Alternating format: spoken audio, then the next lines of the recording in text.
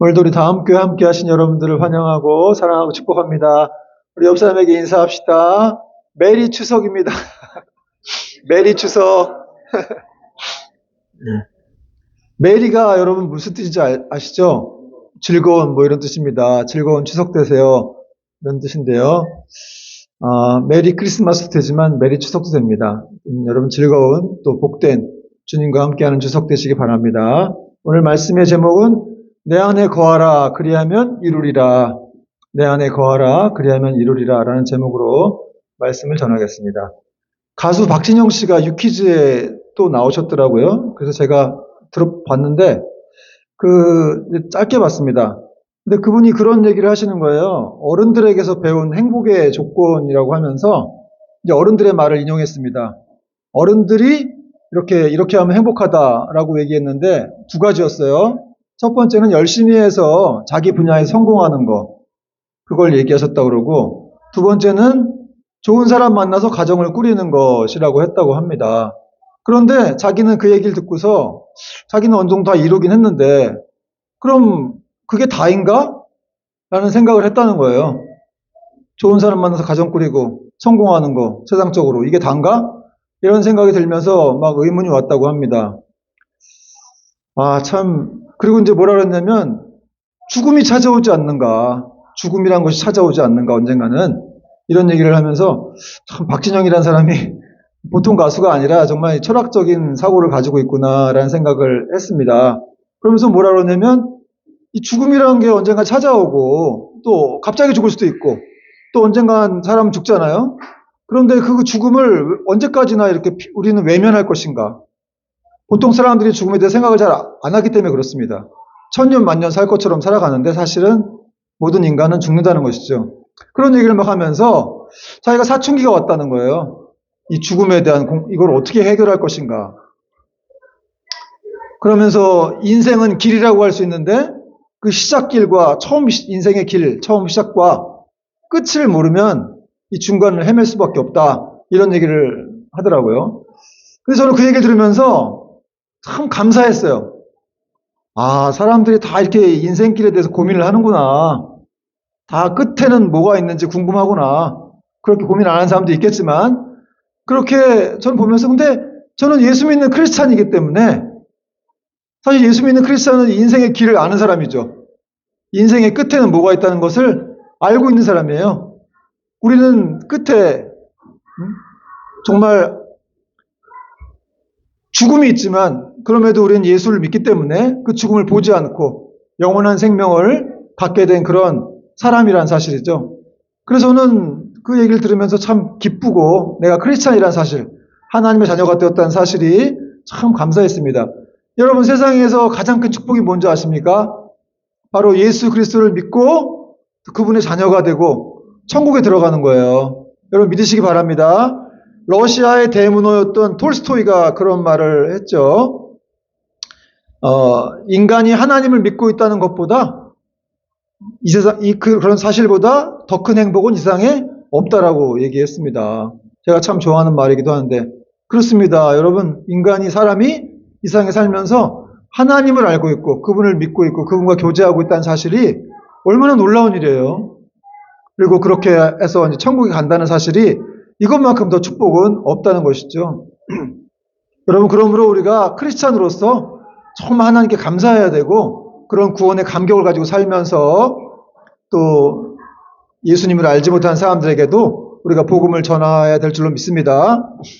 그런데 그렇게 놀라운 축복을 받고 살아가는 우리가 이 세상을 살아갈 때 늘 기쁨과 감사가, 은혜만 충만하면 좋겠는데, 그러나 그렇지 않은 모습이 우리 안에 많이 있죠.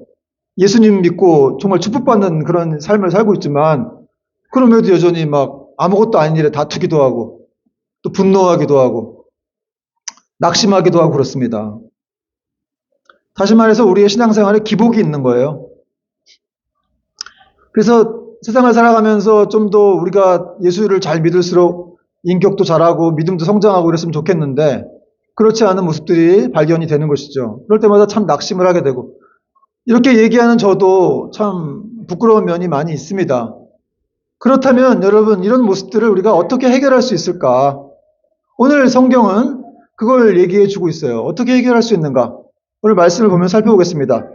첫 번째는 이게 주 안에 거하는 삶이 중요하다는 거예요. 오늘 4절, 5절 말씀 한번 보시겠습니다. 4절, 내 안에 거하라. 나도 너희 안에 거하리라. 가지가 포도나무에 붙어있지 아니하면 스스로 열매를 맺을 수 없음 같이 너희도 내 안에 있지 아니하면 그러하리라. 5절 읽어보세요. 시작. 나는 포도나무요 너희는 가지라. 그가 내 안에 내가 그 안에 거하면 사람이 열매를 많이 맺나니 나를 떠나서는 너희가 아무것도 할 수 없음이라. 그렇습니다. 주님께서 내 안에 거하라. 나는 포도나무요 너희는 가지다 이렇게 말씀하시면서 나를 떠나서는 너희가 내 안에 붙어있지 않으면 너희는 아무 열매도 맺을 수가 없다라고 이렇게 말씀하십니다. 여러분 여기 포도나무는 누굴 말할까요? 예수님을 얘기하겠죠? 나는 포도나무야 그랬으니까. 또 너희는 가지라 그랬습니다. 그러니까 믿는 제자들은 가지인 거예요. 그래서 포도나무이신 주님 안에 이런 제자들, 가지인 제자들이 거하지 않으면 열매를 맺을 수가 없다. 여러분 가지가 왜 나무에 붙어 있어야 돼요? 나무에 떨어져 있으면 공급을 받지 못하잖아요. 영양분을 공급받지 못하고 그 나무가 지탱이 안 되겠죠. 또 무성한 열매도 맺을 수가 없습니다. 그렇듯이 이렇게 제자 성도들이 이 포도나무이신 예수님께 붙어 있어야 그 안에 거해야 그들은 많은 열매를 맺을 수가 있다는 말입니다. 이것도 다른 말로 무슨 말이냐면 인간은 하나님 없이는 살아갈 수가 없다 이 말이에요. 하나님 없이는 존재할 수가 없다. 우리도 지금 이렇게 숨 쉬고 차 타고 와가지고 예배 드리고 있지만 사실은 하나님이 우리를 살아있게 하시기 때문에 호흡하게 하시고 우리 오장육부를 다 이렇게 작동하게 하시기 때문에 이 자리에 나와 있는 것이죠. 또 한 가지 이렇게 사람은 하나님을 떠나서는 그분으로 인하지 않고서는 구원받을 수가 없다. 천국에 갈 수가 없다라는 그런 말이기도 합니다. 그래서 여러분 이 나를 떠나서는 너희가 아무것도 할 수 없다. 나를 떠나서 너희가 아무것도 할 수 없다. 이 말씀이 바로 기독교의 핵심적인 가치와 정체성 그리고 구원이 예수님께 있다라는 것을 지금 증명하는 그런 말씀이에요. 여러분 기독교의 모든 핵심 가치, 중요한 정체성, 또 구원이라고 하는 것이 오직 예수님께만 있음을 믿으시기 바랍니다. 그래서 너희가 나를 떠나서는 아무것도 할 수 없다고 한 거예요. 이렇게 얘기하면 기독교는 뭐 이렇게 배타적이고 독선적이냐, 왜 예수님만 길이냐, 구원의 길이냐, 이렇게 말하는 분들도 있는데, 여러분, 진리는 하나잖아요. 어머니가 한 분이듯이, 아버지가 한 분이듯이, 진리는 하나라는 거죠. 진리이신 예수님은 한 분이시고, 그분을 통해서만 우리가 천국에 이를 수가 있다는 것을 우리가 믿어야 한다는 거죠. 여러분, 중요한 건 결코 내 힘으로 우리가 열매를 얻거나 구원을 받을 수가 없다는 거예요. 이 구원이라고 한 건 하나님의 선물인데, 근데 사람들이 계속해서 열매를 얻으려고 하고 구원을 받으려고 자기 힘으로 막 노력을 한다는 거예요. 그러나 그래서는 되지 않는다. 그러나 주님 안에 거하게 될 때, 주님이 찾아오실 때 이런 놀라운 역사가, 은혜가 이루어진다는 것입니다. 자, 그런데 그러면 주님께서 내 안에 거하라 그랬죠. 내 안에 거하라. 그럼 이 거하라는 말이 무슨 말일까요? 여기 오늘 1절부터 11절까지 이 거하라는 말이 11번 나와요. 11번. 중요하니까 이렇게 자주 강조하셨겠죠. 내 안에 거하라. 거하지 아니하면 뭐 어떻게 된다. 이런 쭉 말씀을 하시고 계세요. 이 거하라는 말씀은 무슨 뜻이냐면은 이렇게 예수님과 어떤 영적 사귐을 지속적으로 하는 거예요. 영적인 사귐. 그분과 이렇게 교제하는 거. 하나님과의 교제를 계속해서 이루어가는 것. 그걸 이제 거한다 이렇게 말씀합니다. 여러분 우리가 지금 여기 공간에 거하고 있죠.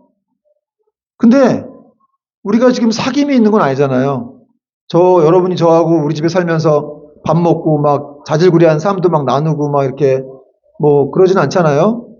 그래서 저에 대해서 어떻게 생각하실지 모르겠지만 제가 여기 있으면 괜찮아 보이기도 하겠지만 사실 저희 집에 있으면 제가 좀 이상한 모습도 보이고 목사가 왜 저래? 뭐 이런 것도 이제 알게 되고 하겠죠.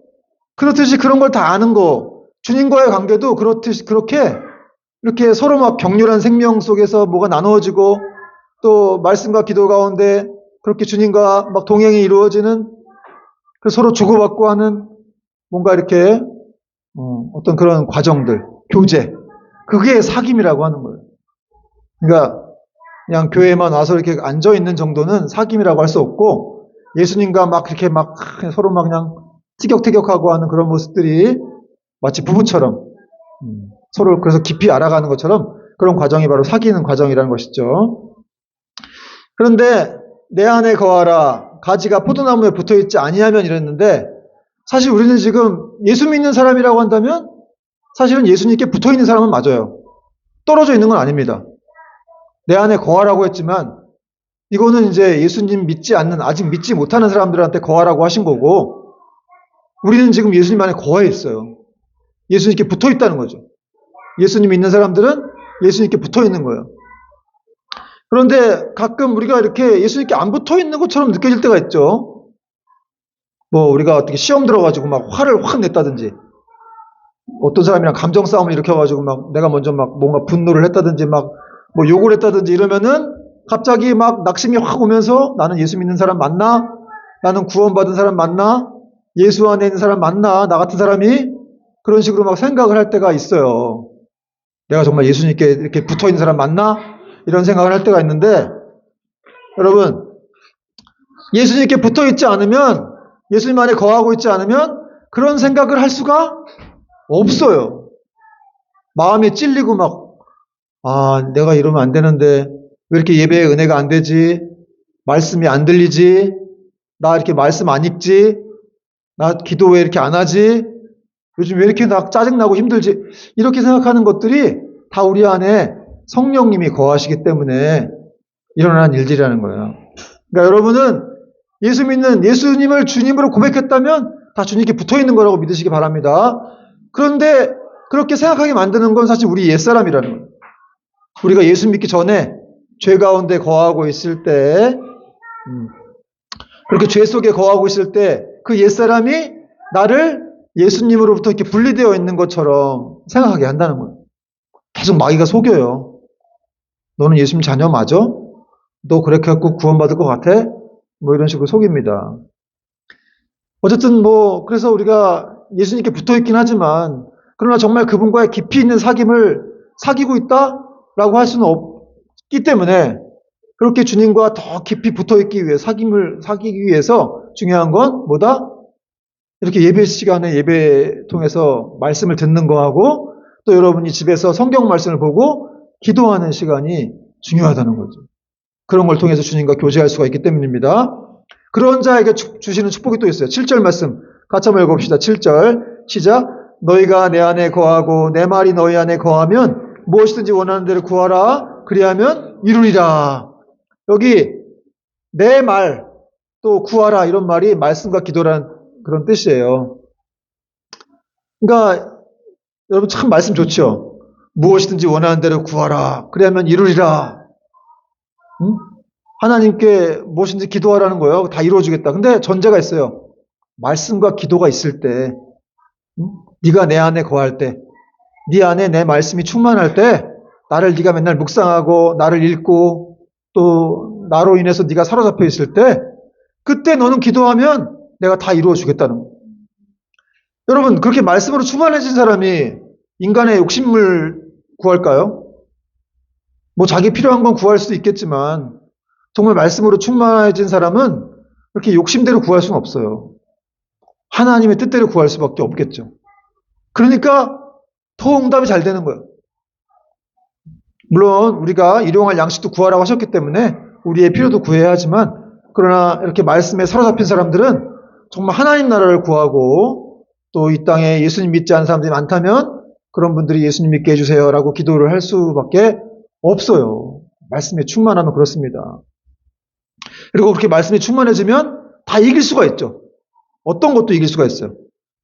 여러분 성령도 내 성격은 못 고쳐.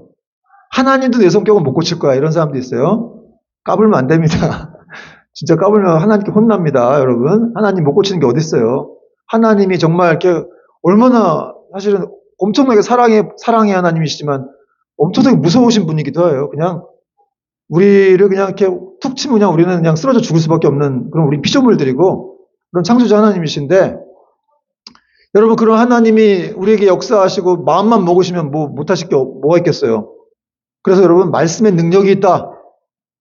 말씀은 다 승리하게 할 수 있다. 여러분 믿으시기 바랍니다.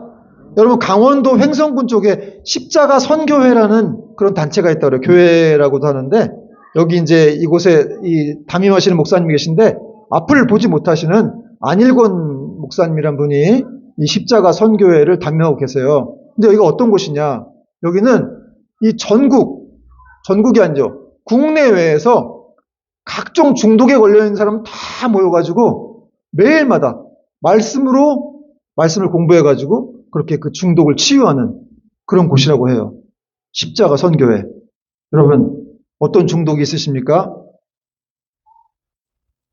SNS 중독, 게임 중독, 도박 중독, 뭐 성 중독, 알코올 중독, 그런 중독이 다 있어도 거기 가서 말씀을 공부하면 이게 이겨낼 수 있다는 거예요. 근데 특징은 뭐냐면 거기서 말씀 공부를 제대로 안 하고 또 도망가면 다시 또 원상태로 돌아간다고 해요. 그러니까 여러분 하나님 말씀이 아주 지독한 중독자들도 다 끊게 한다는 거예요. 그래서 여러분 하나님 말씀은 능력이에요. 히브리서 4장 12절 하나님 말씀은 살아있고 활력이 있어 좌우의 날선 어떤 검보다도 예리하여 혼과 영과 및 관절과 골수를 찔러 쪼개기까지 하며 또 마음과 생각의 뜻을 감찰하나니. 여러분 하나님 말씀은 인간의 깊은 내면 속까지 파고 들어가가지고 어떤 어둠들을 다 쪼개낸다는 거예요. 그 중독된 그런 부분들을 다 이렇게 떨쳐내게 하신다는 거예요. 또 말라기 4장 2절 말씀 보니까 내 이름을 경외하는 너희에게는 공의로운 해가 떠올라서 치료하는 광선을 비추리니 너희가 나가서 외양간에서 나온 송아지같이 뛰리라. 하나님 말씀은 여러분 광선과 같죠.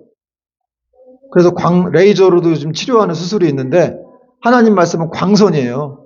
그래서 그 광선이 확 비칠 때 정말 그 어둠이 다 물러가는 것입니다. 여러분 그런 거 한번 생각해 보세요. 어떤 높은 건물이 있는데 멋집니다.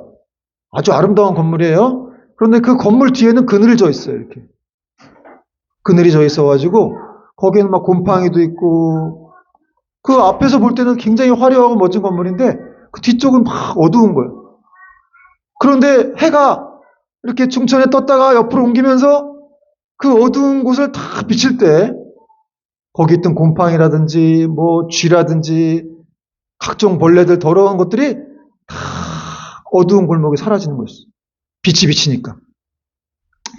그래서 여러분 사실 뭐 어디에 중독되어 있든지 모든 현대인들은 다 어디에든가 중독되어 있어요. 그런데 그래서 말씀을 많이 읽어야 되는 게 중요한 겁니다. 이 말씀은 광선이기 때문에 하나님의 광선이라서 이것이 비추면 막 원망불평하는 그런 사람이라 할지라도 자기 성격 못 이기는 사람이라 할지라도 광선이 비치면 다 이렇게 정말 온화하게 되고 또 하나님이 기뻐하실 만한 그런 사람이 되는 것입니다. 여러분 하나님 말씀에 사로잡힐 수 있기를 축원합니다. 그 말씀에 사로잡혀서 여러분을 그 말씀이 사로잡을 때 주님이 여러분 안에 들어갔을 때 모든 역사가 막 놀라운 역사들이 일어나는 거예요. 오늘 말씀에서 우리가 또 알아야 할 것은 이렇게 이 말씀 안에 거하는 사람들은 또 열매를 맺는 삶을 살아간다는 것이죠. 여러분 성도들은 많은 열매를 맺는 삶을 살아야 됩니다. 왜 그럴까요? 열매를 맺기 위해서 하나님이 우리를 선택하셨다고 말씀하고 있기 때문에 그래요. 그리고 열매를 맺을 때 예수님의 제자로서 인정을 받게 되고 그분의 영광을 온 천하에 드러내게 되는 것입니다. 성도는 열매 맺는 게 중요한데 8절 말씀 보니까 너희가 열매를 많이 맺으면 내 아버지께서 영광을 받으실 것이요 너희는 내 제자가 되리라. 여러분 하나님이 언제 영광 받으신다고요? 우리가 열매를 많이 맺을 때 그럼 도대체 이 열매는 뭐냐 이거야. 여러분 열매가 궁금하지 않으세요? 열매가 뭘까? 열매가 원어로 칼포스라고 합니다. 칼포스, 열매는 칼포스예요. 비슷한 무슨 약이 있지 않나요? 겔포스가 있네. 칼포스라는 단어인데 이게 성령의 열매를 말해요. 두 가지 뜻이 있어요. 성령의 열매. 그러니까 삶에서의 윤리적 실천을 통해서 나오는 열매. 우리가 도덕적으로 윤리적으로 살면 나오는 열매들이 있죠. 그런 걸 말하고 두 번째는 이제 복음 전도를 통한 열매를 말합니다. 그 열매를 맺으면 하나님 영광을 받으시는데 그 열매가 뭐냐? 우리 삶의 윤리적인 실천을 통한 열매고 성령의 열매라고도 하는데 또 복음 전도를 통한 열매가 있습니다. 그래서 만약에 택함을 받은 사람이라고 한다면 반드시 열매를 맺어야 한다는 것이죠. 한마디로 얘기해서 예수님 믿으면 달라져야 된다. 예수님 믿으면 믿을수록 달라져야 된다는 거예요. 그리고 달라질 수밖에 없죠.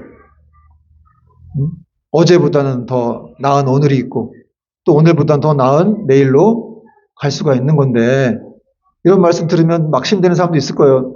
난 예수 믿고 더 후퇴한 것 같은데 어떻게 예수 믿고 계속 이렇게 발전할 수가 있지? 그러니까 여러분 중요한 거는 말씀이 안에 거하는 게 중요하다는 거예요. 맨날 우리가 말씀을 보고 성경 말씀도 봐요. 기도도 하는데 정말 그 말씀이 나를 사잡고 있느냐? 성령님이 나를 지배하고 있느냐? 그걸 생각해 봐야 한다는 것이죠. 예수님이 그런 말씀하신 적이 있어요. 너희가 맨날 말씀을 보면서 나를 상고하거니와 나를 생각하거니와 나를 연구하긴 하는데 그러나 너희는 나에게 가까이 오지 아니하는도다. 저는 이 말씀 듣고 되게 충격을 받았거든요, 사실. 나도 맨날 말씀을 읽고 있는데 사실 그 말씀을 읽고 있지만 예수님께 가까이 가지는 않는 것 같아요. 여러분 어때요? 맨날 큐티하고 말씀을 읽고 있지만 그 순간을 빨리 벗어나고 싶진 않나요? 마치 숙제같이 여겨가지고 빨리 끝나고 난 딴 거 해야지. 저도 그런 때가 있었어요. 빨리 이제 세계 테마 기행 봐야지. 말씀 빨리 읽고 이제 세계 테마 기행. 아유 또 저기 축구하는데 챔피언스 리그 봐야지. 막 이러고 있다니까. 근데 너는 나한테 하루에 10분도 줄 수가 없냐? 너 나 사랑한다며. 근데 그렇게 하루 15분, 10분도 그렇게 어렵냐? 20분도 그렇게 어렵냐? 너 유튜브 보면서 막 1시간, 2시간씩 쓰는데 넌 나한테 그렇게 한 번도 내가 네 생명 살려주고 네 가족을 주고 너한테 뭐 교회도 차려주고 성도들 보내주고 했는데 너는 나를 그렇게밖에 생각 못하냐? 이렇게 말씀하시진 않는데 그렇게 하실 것 같아요. 야, 너 진짜 너무하다 진짜. 나는 너만 사랑하는데 너는 어떻게 이렇게 나를 그냥 어떻게든지 그냥 이렇게 막 제껴버리려고 그러고 잠깐 있다가 사라지려고 그러고 하여튼 나중에 알게 된 거는 제가 이렇게 상담을 공부하다 보니까 제 안에 어릴 때 어떤 그런 가정적인 문제로 인해서 제가 어떤 사람과 오랫동안 못 있는다라는 걸 알게 됐어요. 그런 것도 좀 영향이 있는 것 같아요. 사랑을 좀 깊이 있게 사랑을 나눈다든지 그 사람의 말을 듣고 공유하고 이렇게 나누고 이런 걸 잘 못하는구나. 주님과도 그렇게 생각을 하는 것 같더라고요. 제가. 근데 예수님은 이제 그러시지 않은 분이신데 저는 아직도 그 사랑을 사실 저 같은 사람이 이렇게 목사를 하고 있다는 자체가 참 정말 어떻게 보면 정말 큰 은혜라고 저는 생각합니다. 물론 제가 예수님과 관계가 없고 그분과 교제를 안 하는 건 아닌데 어쨌든 그분의 사랑이 위해 저는 정말 100만 분의 1도 모르는 사람이라고 생각이 들어서 참 답답하고 어떤 이렇게 설교를 하고 있지만 참 안쓰러운 마음이 들기도 하고 그렇습니다. 어쨌든 여러분 계속해서 저는 제가 설교자라는 사실이 목회자라는 사실이 너무 감사해요. 왜냐하면 이렇게 말씀을 연구하다가 여러분도 은혜를 받을 수 있겠지만 사실 저는 설교 준비하다 제가 은혜를 더 많이 받거든요. 아 하나님이 왜 나를 목사시킨 줄 알겠다. 이렇게 말씀을 연구하면서 저를 변화시키시는 것 같더라고요. 제 안에 있는 어둠들을 다 사라지게 하고 중독들을 사라지게 하고 더 말씀에 붙들려 살아갈 수밖에 없도록 그렇게 하시는구나 하는 생각이 들었어요. 여러분 하나님은 우리가 열매 맺는 삶을 살기 원하십니다. 근데 그게 가능한 이유는 그렇게 우리를 열매 맺게 하려고 우리를 택하셨다고 말씀하고 있기 때문에 그렇습니다. 요한복음 15장 16절 말씀 보니까 너희가 나를 택한 것이 아니요 내가 너희를 택하여 세웠나니 16절입니다. 이는 너희로 가서 열매를 맺게 하고 또 너희 열매가 항상 있게 하여 내 이름으로 아버지께 무엇을 구하든지 다 받게 하려 함이라. 여러분이 구한 것 중에서 그래도 받은 것도 많이 있죠? 안 주신 것만 있습니까, 하나님이? 안 준 것도 있겠지만, 우리가 자녀한테 다 주진 않잖아요. 걔한테 필요한 건 주기도 하고, 어떤 때 안 필요한 건 안 주기도 하는데, 하나님도 우리가 구할 때 필요한 거 다 줬어요. 왜냐면 우리가 우리를 택하셨기 때문에 그런 거예요. 열매 맺게 하려고 우리를 택하셨기 때문에 우리가 구해도 다 주신 거예요. 안 주신 거 없어요, 사실은. 근데 그때 필요하지 않다고 한다면 다음에 주시려고 좀 기다리게 하시는 거가 있겠죠.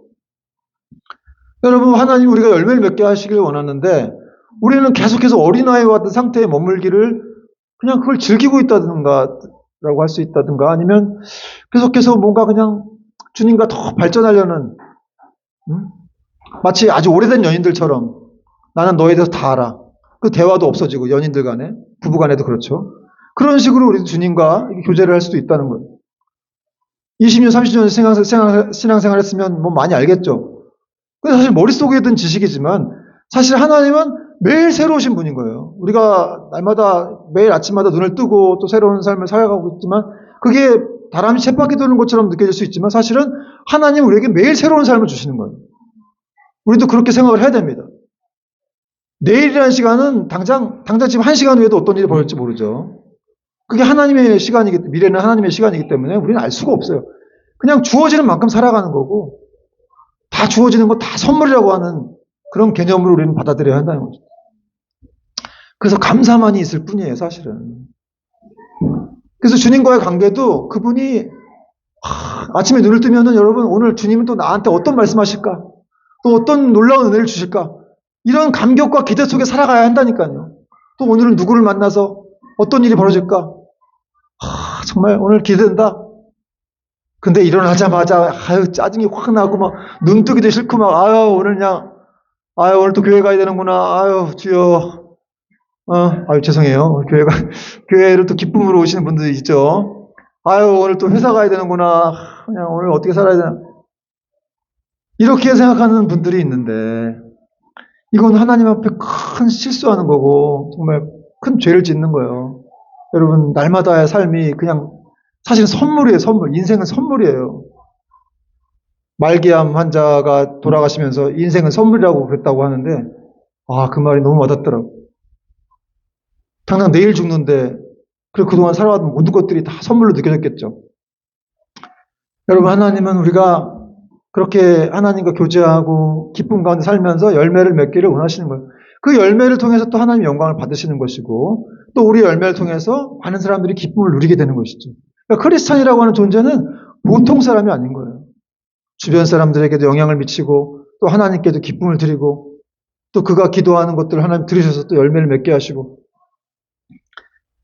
근데 여러분, 오늘 말씀 보니까 이렇게 또 열매를 맺지 못하거나 계속 그렇게 어린아이의 신앙 같은 또 죄 가운데 머물러 있다면 하나님이 경고의 말씀을 주시기도 합니다. 2절 말씀 보니까 물은 내게 붙어있어 열매를 맺지 아니하는 가지는 아버지께서 그것을 제거해 버리시고 물은 열매를 맺는 가지는 더 열매를 맺게 하려 하여 그것을 깨끗하게 하시느니라.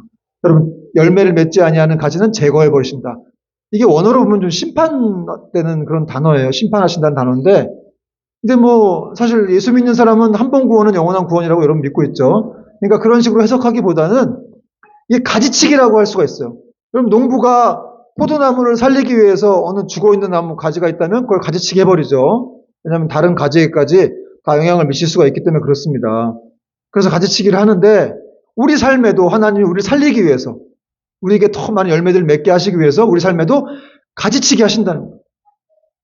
여러분 삶에 고난을 주시는 거예요, 하나님이. 어려움도 주시고. 왜? 사랑하니까 열매를 많이 맺게 하려고 우리에게 고난도 주시고 어려움도 주시고. 참 신기한 건 여러분, 그렇게 말씀이 안 들리다가 고난당하면 말씀이 들린다는 거예요. 참 신기하죠. 제가 예전에 들었던 예화인데 미국에 있는 어떤 장로님인데 30년 동안 신앙생활 하시고 장로님으로 사셨던 분인데 그냥 늘 그냥 형식적으로 교회 나와서 예배를 드리는, 건성으로 예배를 드리시는 분이었어요. 근데 자기 아들이 갑자기 교통사고를 당해가지고 이제 응급실에 실려가서 막 오늘 내일 하는 거죠. 그래가지고 실화인데 이 장로님이 교회 가가지고 무릎을 꿇었다는 거예요. 살려달라고. 하나님 살려주십시오. 근데 그 교회 앞에 그런 커다란 그 이 말씀이 있더래요. 자기가 30년을 교회에 왔는데 한 번도 그게 들어온 적이 없는데 그 이제 액자에 쓰여 있는 말씀인데 두려워하지 말라. 응? 내가 너와 함께함이라. 응? 내가 너를 도우리라. 나의 오른손으로 너를 붙들어 주리라. 이런 말씀이 이사야 43장 말씀이 이사야 41장 말씀이 쭉 있더라는 거예요. 근데 고난을 당하니까 그게 확 들어오는데 여러분 굉장히 이거 신비적인 경험인데 이게 들어오는데 어떻게 들어오냐면 그냥 정말 막 하나님 살아계신 것처럼 그렇게 막 밀려 들어오는 그런 경험인 거죠. 물론 그 아들은 살았습니다. 할렐루야. 그러니까 하나님이 어쨌든 그 아들을 살려주시려고 이렇게 이 장로님 그냥 형식적으로 생활하시던 그냥 늘 주일만 되면 교회 가고 또 집에 들어가면 또 자기 마음대로 살고 그런 걸 고쳐주시려고 가지치기 하신 거예요. 그 후로 그 장로님은 어떻게 됐겠습니까? 이제 뭐 하나님을 제대로 만난 거죠. 그러니까 이제 돌아가실 때까지 정말 예수님을 인격적으로 모시면서 그분과 교제를 하며 그렇게 사셨다고 해요. 그런 얘기를 들었어요. 여러분 우리 삶에도 이렇게 가지쳐야 될 것들이 있다면 가지치시기 바랍니다. 여러분 뭐 가지칠 게 많잖아요.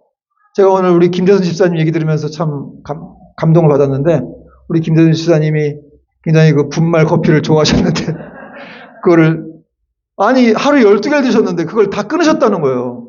와 저는 깜짝 놀랐어요. 이건 정말 성령님의 역사다. 이런 생각이 들었어요. 박수 한번 보내드립시다. 정말 쉬운 게 아니거든요. 저도 뭐 커피 좋아하지만 커피 한두 잔 끊는 것도 어려운데 하루에 그렇게 막 수십 잔씩 드시다가 그걸 끊는다는 거는 어쨌든 뭐 건강을 생각하시면서 끊었다고 하는데 하나님의 역사라는 생각이 들더라고요. 여러분 우리가 한 것처럼 보이지만 사실은 하나님이 다 그런 생각을 주셔가지고 이제는 그만해야 되겠다 하는 생각을 주시고 하는 거죠. 여러분 우리가 가지치기 해야 될 것도 많죠. 사실 우리 약점들을 우리가 잘 알잖아요. 저도 그렇지만 우리 스스로가 우리가 뭘 고쳐야 될지 알지 않습니까? 그걸 이제 놔두지 마시고 정말 하나님 앞에서 삶을 사는 거예요. 우리가 코란데오라고 하죠. 하나님 앞에서의 삶. 요셉은 그런 삶을 살았습니다. 그래서 그 30살 나이에 뭐 그렇게 애굽의 장관의 부인이 유혹을 하는데도 안 넘어가고 내가 어찌 하나님 앞에서 악을 행하리요 득죄하리요 하면서 버티고 감옥에 갔다가 나중엔 총리가 됩니다. 여러분 하나님은 그렇게 자기 말씀 지킨 사람들 결코 내버려 두지 않습니다. 하나님의 일은 공짜가 없어요. 기도를 많이 한다든지 말씀대로 산다든지 그래서 고난을 좀 받더라도 나중엔 다 축복이 이어지는 줄 믿으시기 바랍니다. 디모데후서 2장 20절 21절 말씀 보니까 큰 집에는 금그릇과 은그릇뿐만 아니라 나무그릇과 질그릇도 있어 귀하게 쓰는 것도 있고 천하게 쓰는 것도 있나니 그러므로 누구든지 이런 곳에서 자기를 깨끗하게 하면 귀히 쓰는 그릇이 되어 거룩하고 주인의 쓰심에 합당하며 모든 선한 일에 준비함이 되리라. 여러분 하나님의 나라에 그릇들이 많은데 금그릇, 은그릇이 중요한 게 아니라 그 그릇을 질그릇이라고 할지라도 그 그릇을 깨끗하게 하는 거. 하나님은 깨끗한 사람, 거룩한 사람을 쓰신다는 거예요. 그럴 때 하나님이 역사하신다는 거죠. 마지막 예화를 드리고 마치겠습니다. 여러분 스티븐 룽구라는 선교사님이 계세요. 50년대 후반에 계셨던 분인데 스티븐 룽구 이름도 특이하시죠. 이분은 자신을 가리켜서 예수님을 업고 가는 아프리카의 당나귀라고 하는 그런 별칭을 스스로 붙이신 분이에요. 예수님이 나귀 타고 다니셨잖아요. 자기는 이제 예수님을 업고 다니는 당나귀라고 여기셨어요. 이분이 어떤 분이냐면은 부모님께 어릴 때 버림받았어요. 그래갖고 평생을 증오와 분노로 또 그렇게 살다가 어린 나이에 깽단에 들어갔어요. 아프리카 깽단에 들어가가지고 테러리스트가 되었던 사람입니다. 스티븐 룽구. 이 짐바브웨가 독립을 이루기 전에 영국 식민지로 있을 때 이 선교사님이 50대 아버지와 10대 어머니 사이에서 태어났어요. 그래서 7살 때 버림을 받았습니다. 그러니까 어린 시절에 뭐 폭력과 이런 굶주림에서 시달리며 살았죠. 날마다 이렇게 쓰레기통을 뒤지면서 먹을 거 구했다고 합니다. 그러니까 비참한 생활을 한 거예요. 집도 없이 다리 밑에 살면서 가출한 또래 아이들을 모아가지고 깽단을 만들었어요. 검은 그림자라는 깽단입니다. 흑인 깽단인데 이 깽단을 만들어서 이제 영국에 대항하면서 이 백인 우월주의자들과 싸우면서 막 테러를 저지르고 살인을 하고 막 폭탄을 던지고 막 이런 사람이에요. 무시무시한 테러리스트죠. 근데 이분이 어느 날 교회를 폭파하려고 이제 수류탄을 가득 들고 교회를 들어간 거예요. 내가 이것들 다 죽이리라.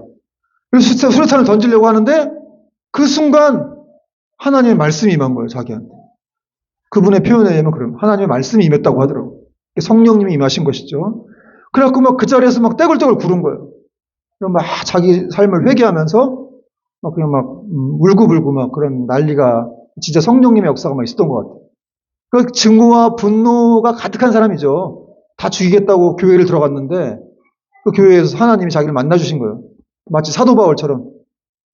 다메섹 도상으로 사도 바울이 믿는 사람들을 끌고 갔죠. 죽이려고. 그때 갑자기 커다란 하늘에서 커다란 광채에 빛이 내려오더니 바울에게 비쳤습니다.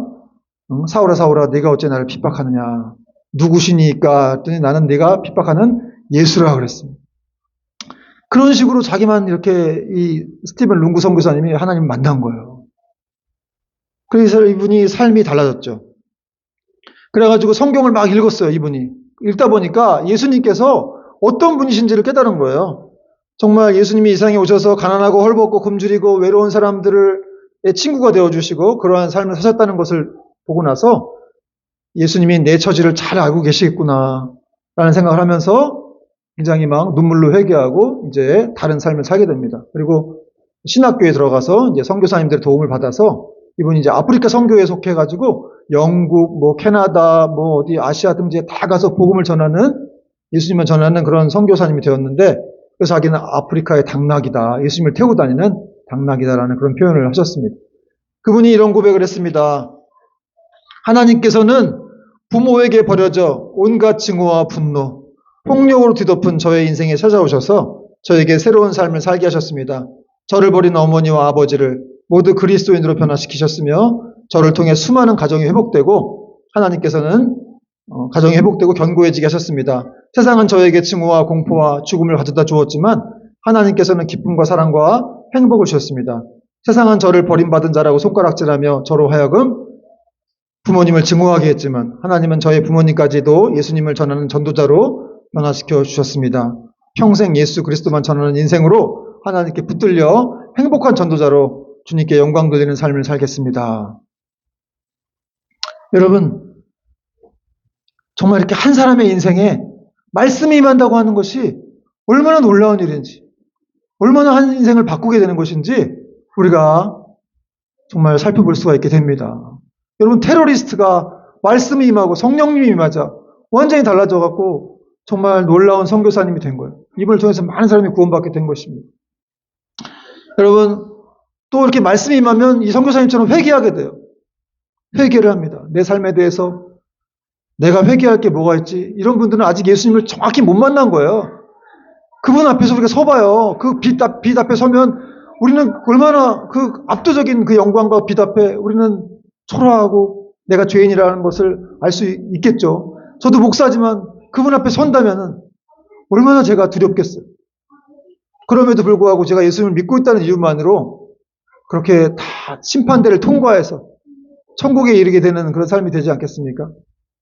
여러분, 우리가 정말 이렇게 예수님을 만나게 되면 그 말씀이 우리 안에 거하게 되면 우리 입술에 아름다운 입술의 열매가 회개의 열매가 맺어지게 될 줄 믿습니다. 또 감사의 열매가 맺어지게 될 것이고 무엇보다도 우리는 성령의 열매를 맺게 될 것입니다. 여러분, 갈라디아서 5장 22절 23절 오직 성령의 열매는 사랑과 희락과 화평과 오래 참음과 자비와 양선과 충성과 온유와 절제니 이 같은 것을 금지할 법이 없느니라. 이 금지할 법이 없다는 말씀은 흘러넘친다는 거, 흘러넘친다. 사랑과 온유와 희락이 흘러넘친다는 거예요.